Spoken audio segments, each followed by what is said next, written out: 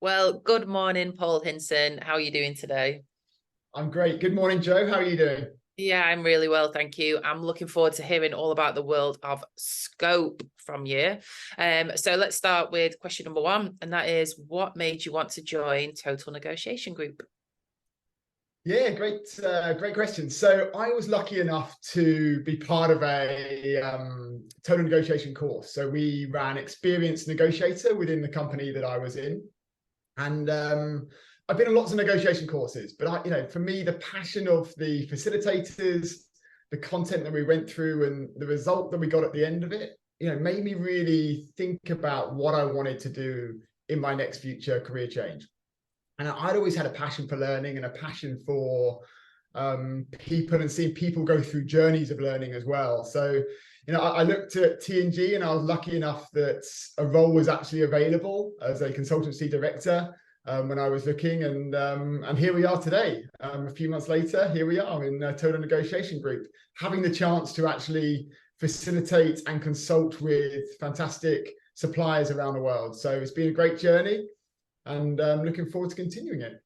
Brilliant. And we love having you on board. So I'm glad you saw that job advert that day. So talking a bit more about your previous roles, where did you hone your commercial and specifically strategic omnichannel planning skills? Yeah, great question. And it wasn't just one place, I would say. I've been lucky enough to work for some great leaders who have embraced great strategic customer planning over the years, whether that's watching them in action or being part of their teams. They've shown me the ropes through the basics of whether that be solid financial planning, great insight exploration, strategic thinking, all the way through to solid customer engagement at the end of that process as well.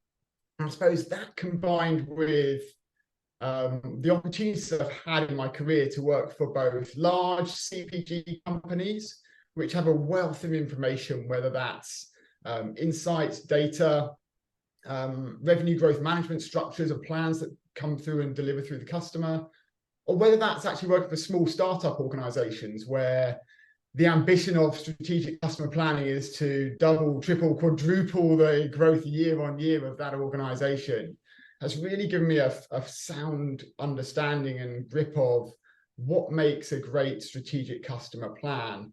And obviously working with great retailers out there as well across the world, whether that be smaller retailers, e-commerce retailers, big multinational retailers as well. So a whole wealth of retailers working with and being able to put those skills into practice. So a whole mix of different things, I would say, Joe, that have all kind of put my knowledge over time.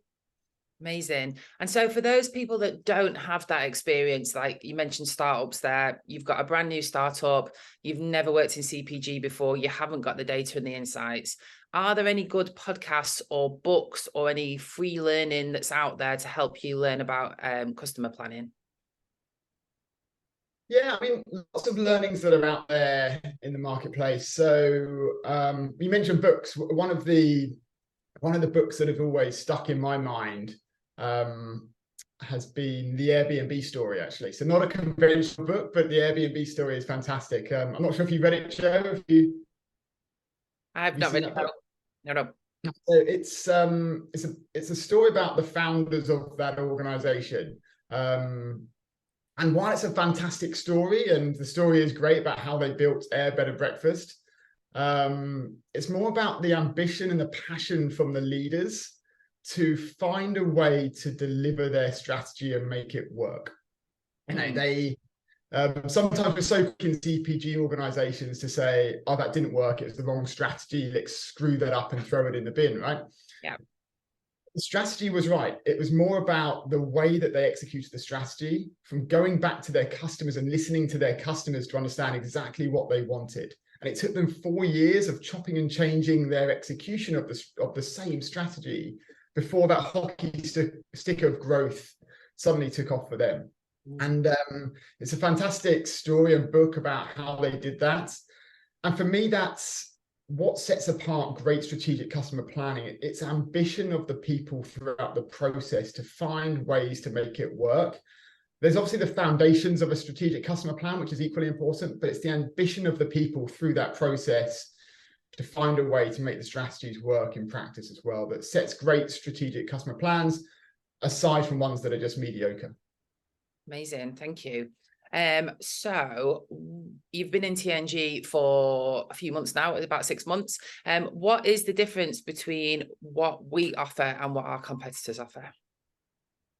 Yeah, no, good question. The one of the key things that is it's not so much a buzzword anymore, it's here and we live with it, is omni-channel thinking. I mean, the path to purchase is so complex now for a customer, more than ever before, in terms of that shopper journey. And teams need to be thinking in this omni-channel mindset about how we're going to deliver growth. And that's easier said than done.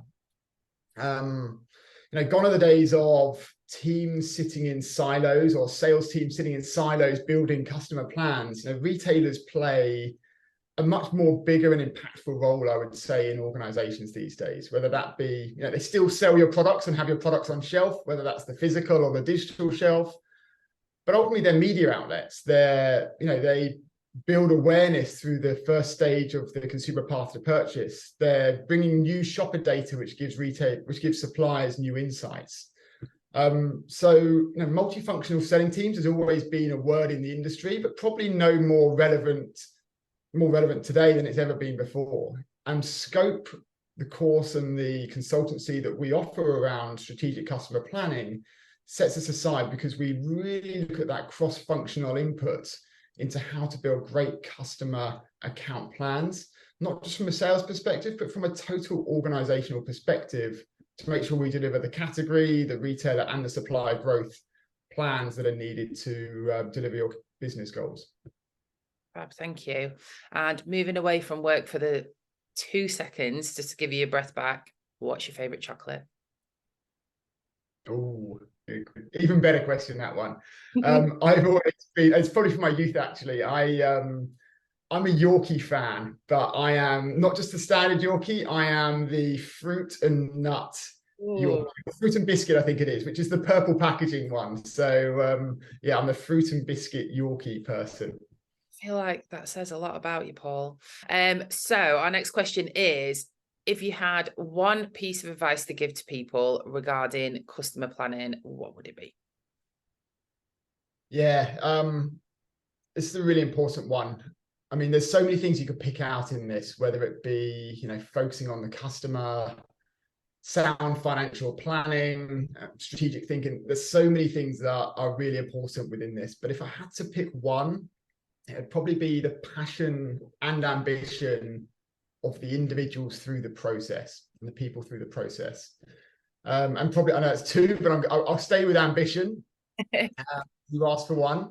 Well, that's ambition in the goal setting, ambition in building the plan, ambition in selling the plan, engaging internal stakeholders, external stakeholders, ambition to find a way to stand your company, make it unique in a crowded marketplace where all suppliers are bringing these strategic account plans and the retailers have to pick someone to partner with.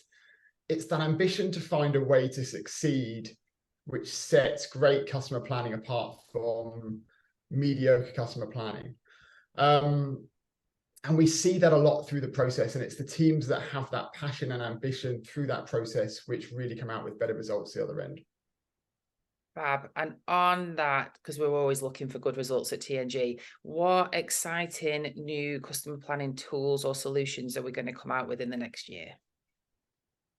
Yeah, so at TNG, we've always had a really strong customer account planning program and advisory proposition over the last few years. So what we've done with that over the last 6 months is kind of supercharged it, right? We've kind of said, now how do we make it even better than we had before, which is a tough thing to do, but we feel as though we've managed to succeed.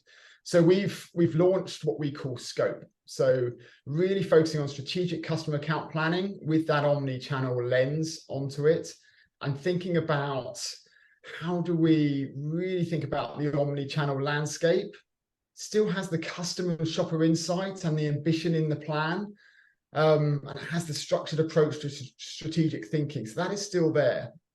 It has the omni-channel lens in as well, though. It also brings in other things like simplification thinking.